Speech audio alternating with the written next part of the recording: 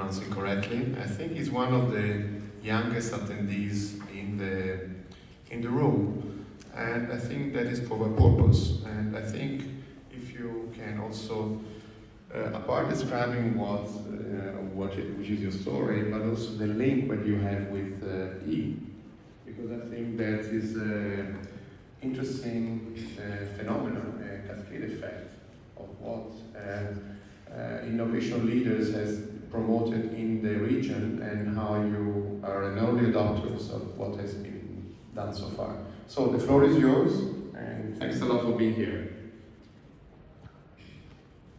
Thank you so much.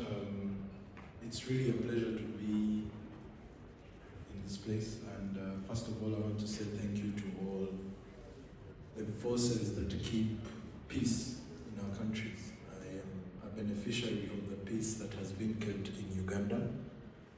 As an entrepreneur, that is the first layer, and I think bringing together all of you on the table already provides the right ingredients. My name is Brendan Mine, and I would love to start by triggering all of you with a statement that says the biggest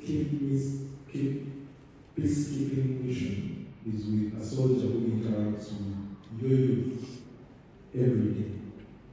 The entrepreneur who is giving them the services, the person who they buy from every day. So my humble request to all of you is it's high time to activate the soldiers who are ready to serve in your communities. And I've been analyzing why I'm here, and I realized I am the individual pick-out case from the global services that you do, Mr. Ernesto, from what the Army, the US Army is doing with innovation, and what my brother Ian does on the continent. Now me, I am the individual case study. Let me explain how. In 2019, Ian walked into Makerere University and he told me as an entrepreneur in a very big room to get after it, to find a way of solving the problems where I live. And part of the problems where I had no money in my pocket. What did I do? I looked around and listened. He had come in with one of the companies he was sponsoring. It was a tourism company. He still invests in the company up to now. So I thought, if the biggest investor of the continent is investing in tourism, I might as well start a tourism company. Maybe he might give me money. But he has not yet given me money. Someone else gave me money. And that was my startup capital. So I received my first payment in Bitcoin to take someone to see gorillas in Uganda. What that has done since it happened is it has enabled me to work with other youth like me, which means I have potentially reduced the security threats that exist in my country, because I am able to put money and take away idle time from those young people like me. The second layer then becomes, I interacted with a technology called Bitcoin. And what Bitcoin supercharged me to do is I've been able to innovate and sell products on a global market.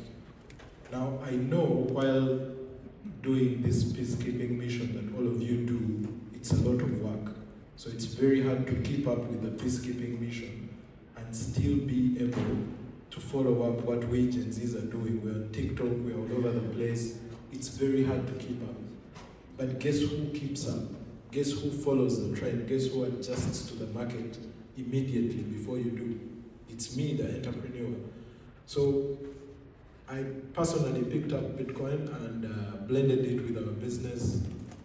We became not so successful, but we attracted enough money for me to start looking in the community and finding other problems to solve. The first problem that I personally took on was I'm an orphan. I lost my mom when I was quite young and my dad in 2023.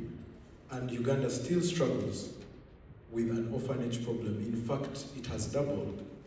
So I personally started to crowdfund using Bitcoin to look after other 115 young children. So 115 to 2.9 million might not sound like I've done my impact, but if you do the ratio, you need less of me to solve the problem of the 115 that could be on the street, that could be recruited to the different organizations that keep you on your toes. So why does an entrepreneur matter? An entrepreneur is ready to work for as long as you give them a way to start. And majority of the time, the way to start is not money. Yesterday we had a chat about the 3 core things that Ian has learned doing his work. He mentioned infrastructure, he mentioned skills and tools. Those are the 3 things we tend to need. And among that infrastructure is reachability. We cannot reach majority of you. We are not able to understand your problems and share them as a responsibility that we also carry.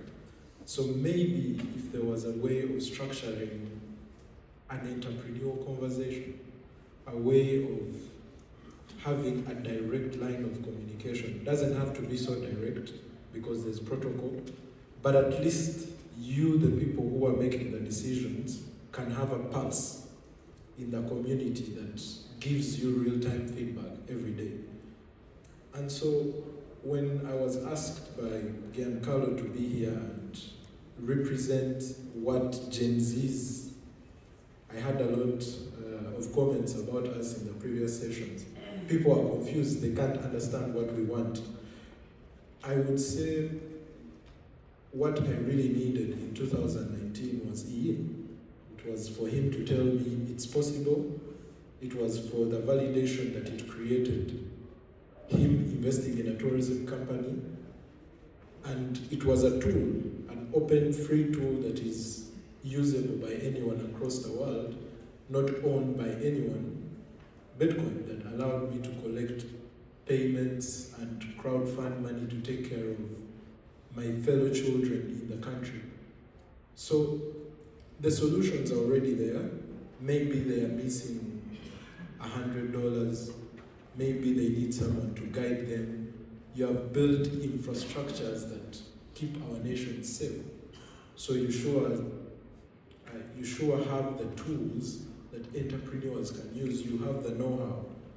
They know the problems, they know how to solve them. They just need you guys to listen and create a pipeline on how they can channel those ideas to you.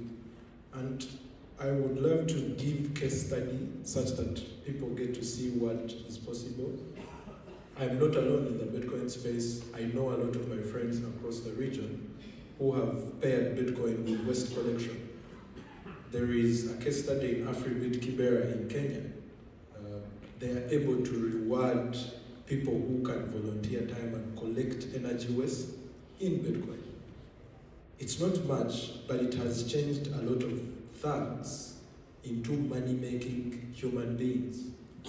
So if there is a way to pair such innovation, such need to make individual livelihood to the problems that you currently face, the easiest and cheapest and smartest approach, in my opinion, would be to connect directly the security priorities that you have with the entrepreneurs.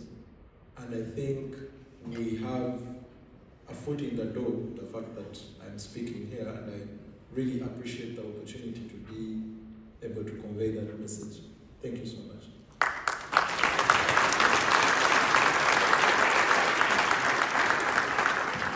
Thanks a lot. I mean, you've been very straight to the point. I really appreciate it. I mean, you were quite worried before about what I should say, but you've been, direct, and I think the message has been very clear. Honestly, I would like to give other 5 minutes to the speaker just to comment each other, if you don't mind, to add something that maybe has missed in their short present illustrating themselves.